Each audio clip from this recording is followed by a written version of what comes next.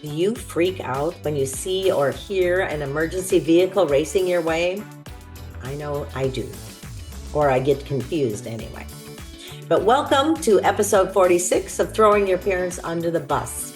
On today's episode, we want to talk about this unnerving and sometimes dangerous situation you can encounter when you see or hear an emergency vehicle closing in. With me today, of course, is our wise guru, Mike Pehl. How you doing? I'm good. I'm good. Happy to be here.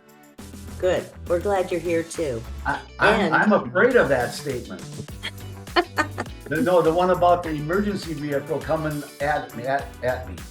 Listen, I have a story for you. Okay, good. Sadly enough, I get freaked out myself. How about you, Natasha? I panic. Do you? Good. So do.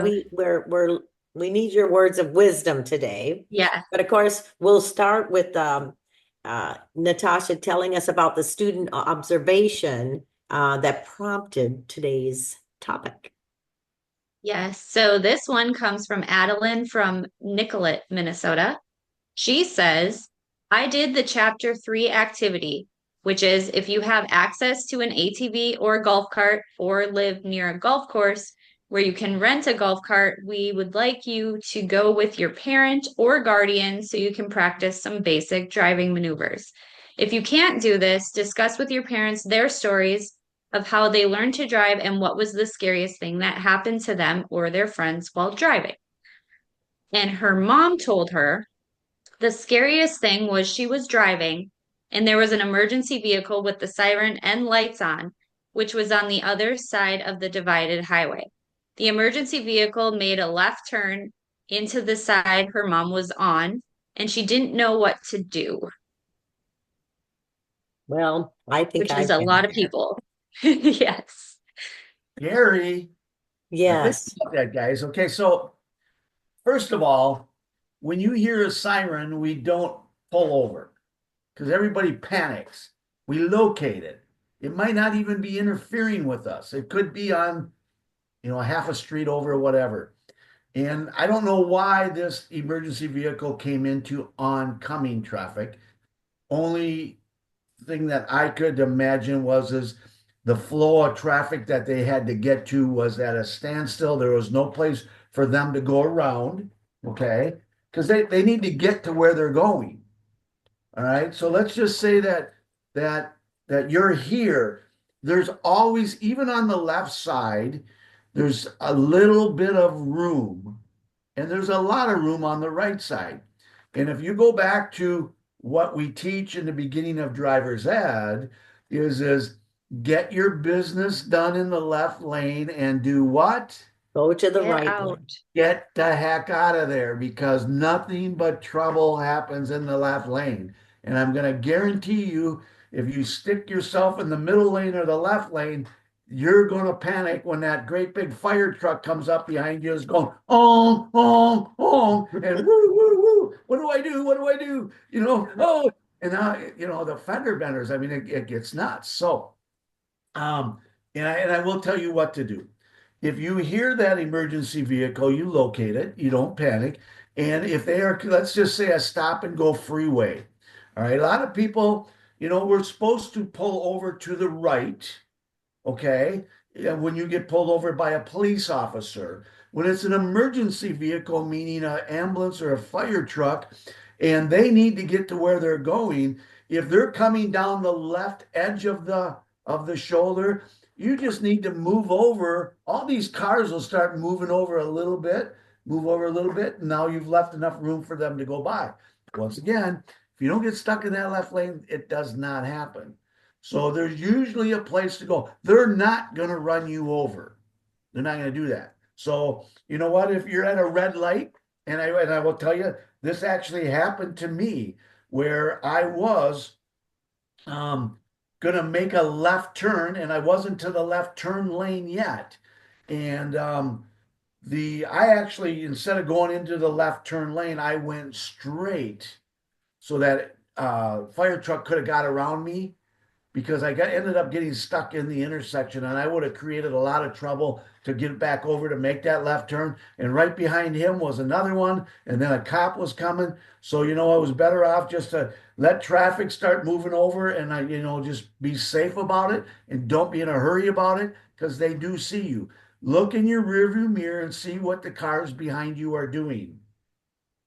Okay, because you're going to do what they're doing. They're creating the path already. So you don't want to mess up the path. Don't block the road. You'll see what they're doing, and the car in front of you is going to see what you're doing, and then it's just going to happen that way. So this story from Adeline, that it sounds like the ambulance or the fire truck was coming down the wrong side of the road. Once again, the last thing you want to do is keep moving towards it, but find out what the cars in front of you are doing. What path are they taking? Because even if they get right up to you, if they get right up to you, you will know they want to go more this way. So just move over a tiny bit. They get trained to do the things they do. Think about it. Think about the emergency vehicles in our rush hour traffics.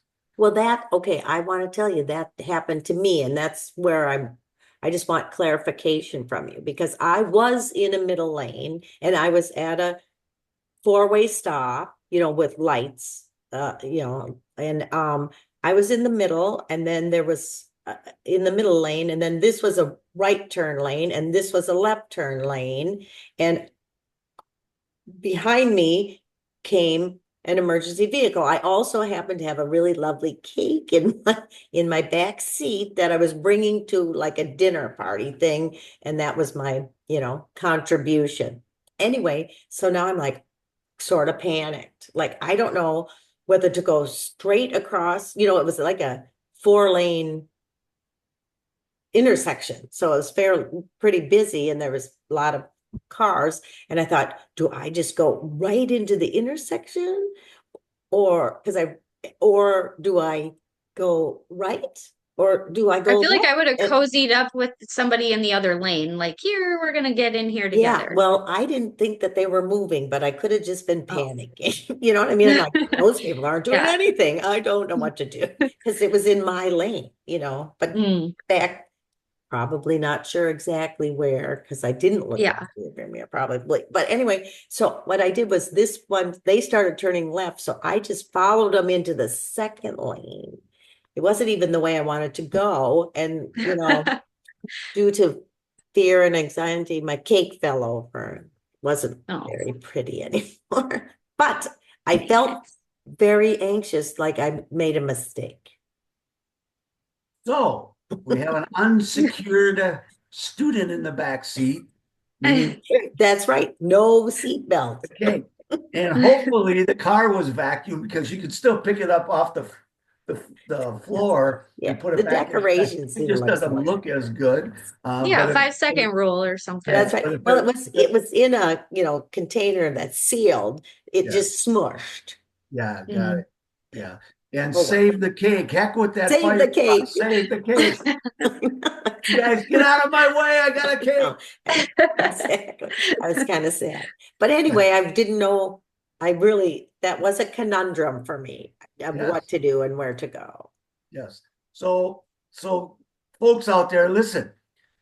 And you need to share these podcasts with your friends. They don't cost any money, because this stuff happens every day. And the biggest thing, Jane or Adeline or whoever, is you can't panic. All right. And if you are going to go into an intersection, you need to think of that person that's in a car with their headphones on, the radio blaring, and they don't hear the siren. So once again, our observation needs to be very, very well. Because it was a red light. That's why I didn't know which way to move, because it was a red light. So I was afraid to go straight.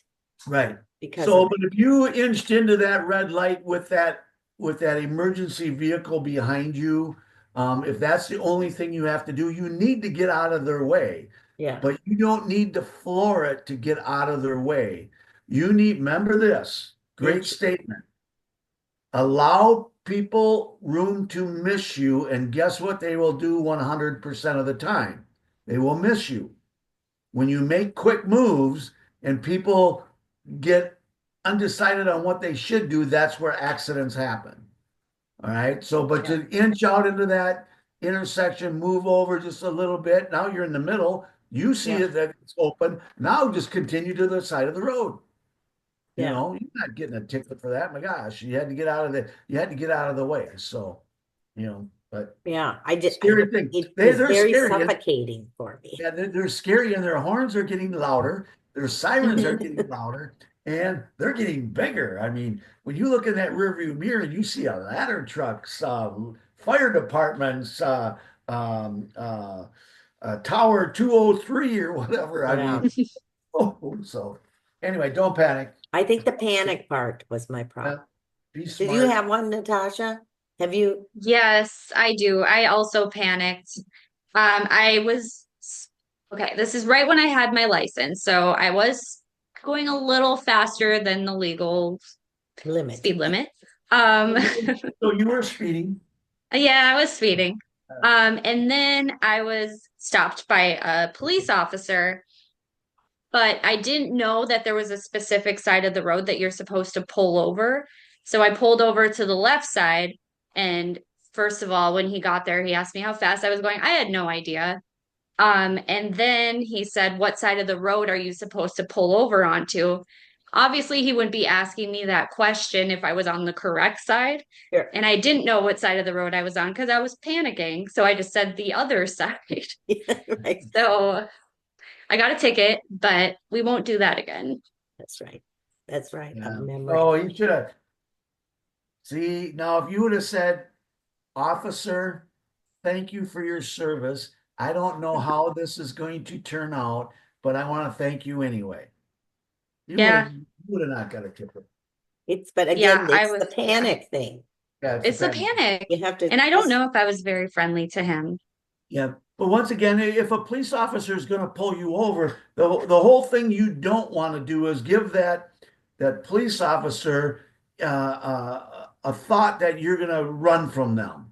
So the Yeah. key is you know what? Once again, you need to observe your situation. You got a lot of traffic. If he's got his lights on, everybody sees it. And if you start moving over, they're going to get out of your way.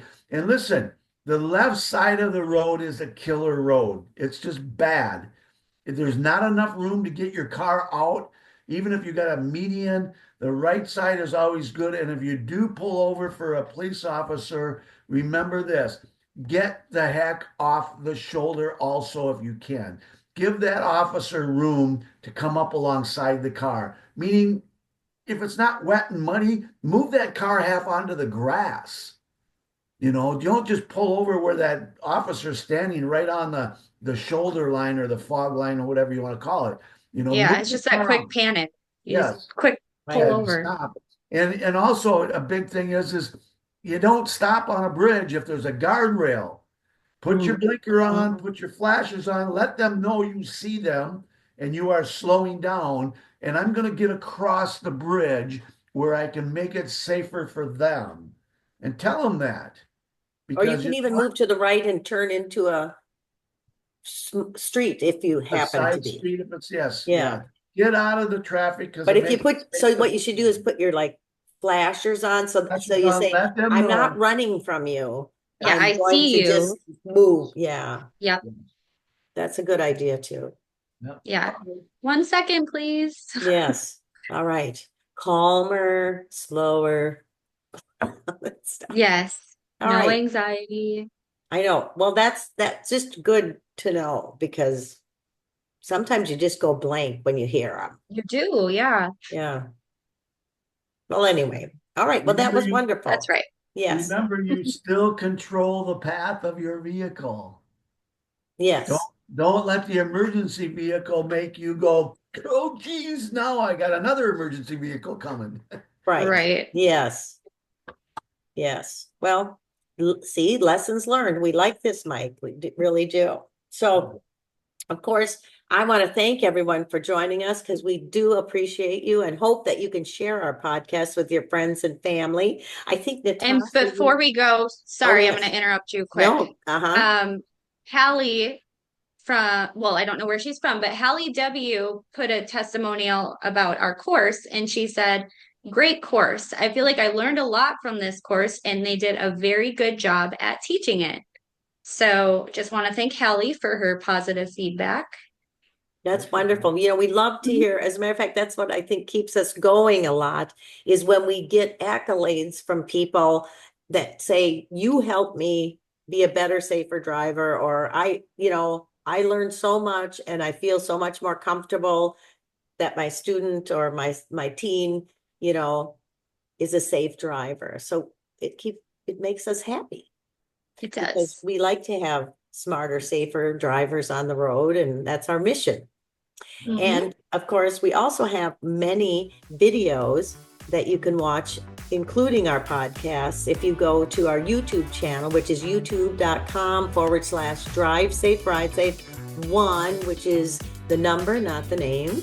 And you can check out other podcasts also at our drivesafe.ridesafe.com/podcast. And of course, as Hallie said, she loved our courses, and we'd love for you guys to check them out because we have them for online courses. We have homeschool courses. We have a universal course that doesn't have to be a particular state, but it will help you with, your defensive driving and to keep you safer on the road. So anyway, thank you again for watching. And this has been episode 46 of Throwing Your Parents Under the Bus podcast. I'm Jane Ubel, and we want to remind you to Drive safe.